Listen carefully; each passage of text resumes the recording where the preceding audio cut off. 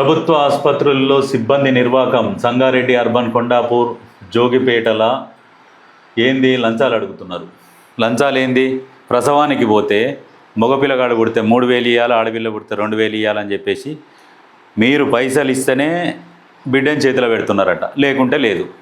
అంటే ఈ ఒక్క హాస్పిటల్లోనే కాదు, ప్రతి హాస్పిటళ్ళల్లో ప్రభుత్వ దవాఖానాలల్లో ఇదే జరుగుతున్నది.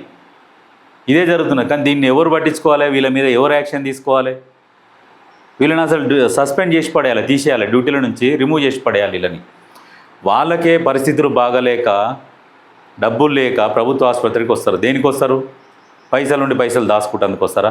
పైసలు లేక ప్రభుత్వ ఆసుపత్రికి వస్తే ఈడికి వచ్చినాక వీళ్ళు గద్దల్లాగా వీక్క తింటారు. వీళ్ళు ఈ హాస్పిటల్ అని కాదు, వేరే హాస్పిటల్ ఇంకో పేషెంట్ని మందలిస్తుంది అని చెప్పేసి పోయినామనుకో, సరే టైంలో పోయినామని చెప్పేసి సార్ మేము జర ఈడికెళ్ళి వచ్చినాం ఆడికెళ్ళి వచ్చినామంటే పంపించాడు.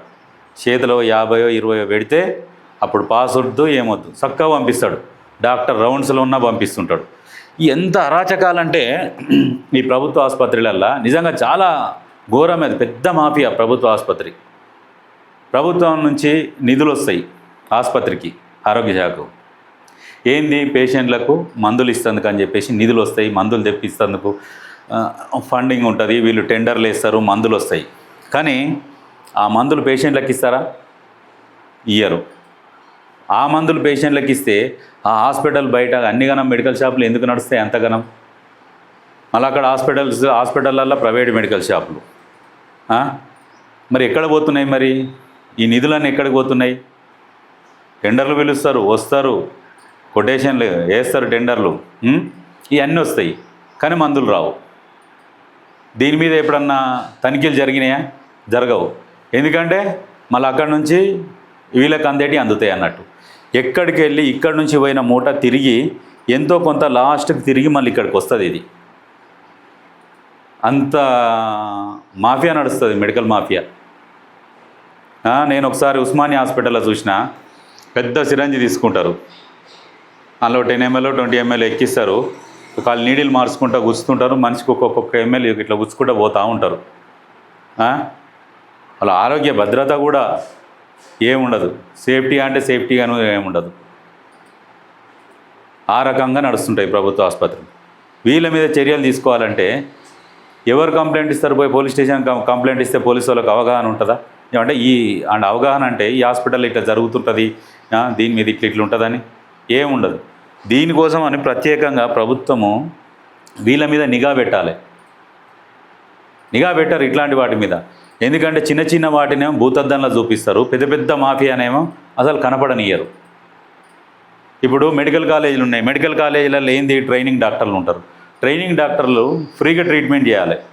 వాళ్ళకి ఎప్పుడన్నా డిఎంఎండ్హెచ్ఓ వాళ్ళు తనిఖీలకు కానీ ఎవరన్నా సెంట్రల్ నుంచి కానీ తనిఖీకి వస్తున్నప్పుడు ఏం చేస్తారు? పేషెంట్లని 500 ఇస్తామని చెప్పేసి వచ్చి బెడ్ల మీద వండుకోరని తీసుకొచ్చి బెడ్ల మీద పండబెట్టేస్తారు. పండబెట్టేసి వీళ్ళే పేషెంట్లు అని చెప్పేసి వాళ్ళకి చూపిస్తారు. వచ్చినప్పుడు మా హాస్పిటల్ ఇట్లా రన్ అవుతుంది, ఇక సిజిహెచ్ఎస్ వాళ్ళు వచ్చినప్పుడు రన్ అవుతుందని చెప్పేసి పేషెంట్లను చూపిస్తేందుకు పైసలు ఇచ్చి మరీ తీసుకొచ్చి బెడ్ల మీద వండబెట్టి చూపిస్తుంటారు.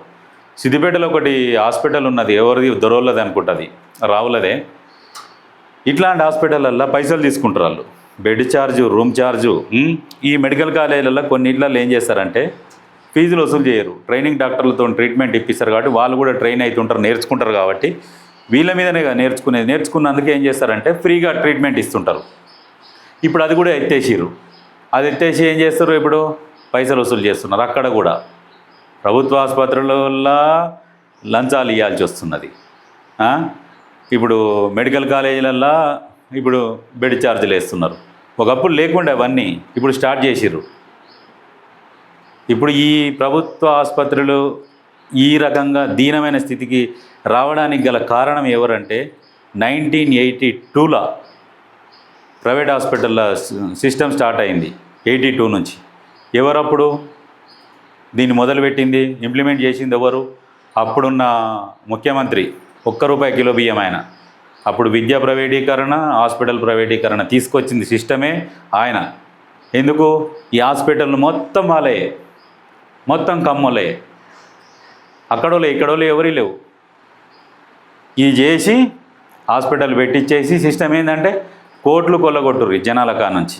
ఈ సిస్టమ్ తెచ్చిండప్పుడు కోట్లు కొల్లగొట్టుర్రు అని చెప్పేసి విచ్చలవిడికి ఇస్తే అప్పుడు ఆ కార్పొరేట్ హాస్పిటళ్ళల్లో వైద్యం చేయించుకోవాలంటే 1 ఎకరం 2 ఎకరాలు అమ్ముకునే పరిస్థితి. అప్పుడు ఆ దొర ఎడ ఉన్నాడు, ఆయన పోయినాక తర్వాత చంద్రబాబు నాయుడు వచ్చినాక దాన్ని అట్లనే కంటిన్యూ చేసిండు.